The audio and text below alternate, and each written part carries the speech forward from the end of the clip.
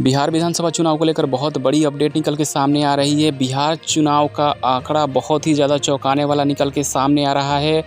ऐसा कोई सोच भी नहीं सकता था कि बिहार में कुछ ऐसा हो सकता है। ये कहना बिल्कुल सही होगा कि बिहार की जनता इस बार 3 भागों में बँट चुकी है।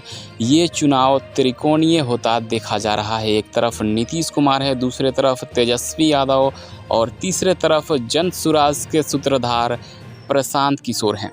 जी हाँ दोस्तों, जैसे जैसे बिहार में चुनाव करीब आ रहा है, सभी पार्टियां सभा पे सभा कर रही है, लोगों से मिल रही है और अपनी विचारधारा को, अपने घोषणा पत्र को लोगों के बीच रखने की कोशिश कर रही है।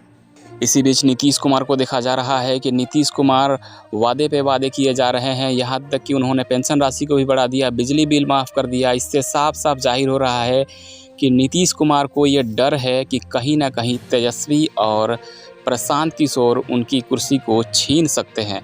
नीतीश कुमार को समझ में आ गया है कि अगर बिहार के जनता का साथ चाहिए तो कुछ ना कुछ तो करना ही पड़ेगा। इसलिए नीतीश कुमार बार बार सभाएं कर रहे हैं और जब जब ज़रूरत पड़ रही है प्रधानमंत्री मोदी को भी अपनी सभा में बुला ले रहे हैं। कहने का मतलब साफ है कि नीतीश कुमार इस बार पूरा जान झोंक दिए हैं चुनाव को जीतने के लिए, अपनी पार्टी से सीएम को बनाने के लिए। दूसरी तरफ देखा जाए तो तेजस्वी यादव का कहना है कि मुख्यमंत्री नीतीश कुमार राजद के रास्तों पर चल रहे हैं। जी हाँ दोस्तों, तेजस्वी यादव ने कहा है कि सबसे पहले हमने कहा था 200 यूनिट तक बिजली फ्री करने का। देखा जाए तो वही काम नीतीश कुमार कर रहे हैं और वो भी 125 ही किए हैं। आगे तेजस्वी यादव ने कहा है कि हमने कहा था कि पेंशन राशि को बढ़ाना है, वही काम देखा जाए तो नीतीश कुमार कर रहे हैं। कहने का मतलब साफ है कि वो राजद की नीतियों पर चलकर जनता को लुभाने की कोशिश कर रहे हैं। उनको भी पता है कि राजद का रास्ता विकास की तरफ जाता है और हम इसी रास्ते पर चलें तभी कामयाब हो सकते हैं। तेजस्वी यादव ने साफ साफ कह दिया है कि इस बार बिहार की जनता जाग चुकी है, बिहार की जनता जान चुकी है कि नीतीश कुमार क्या कर सकते हैं और उन्होंने 20 सालों में क्या क्या किया है।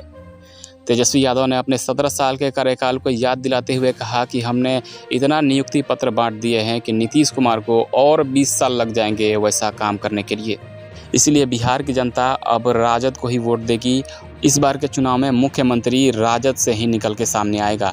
इन सब से हटकर देखा जाए तो प्रशांत किशोर अपने मजबूत इरादों के साथ चुनावी मैदान में कूद पड़े हैं और बिहार के लोगों की बुनियादी ज़रूरतों को लेकर चुनाव में बात कर रहे हैं और उस समस्या को सुलझाने की बात कर रहे हैं।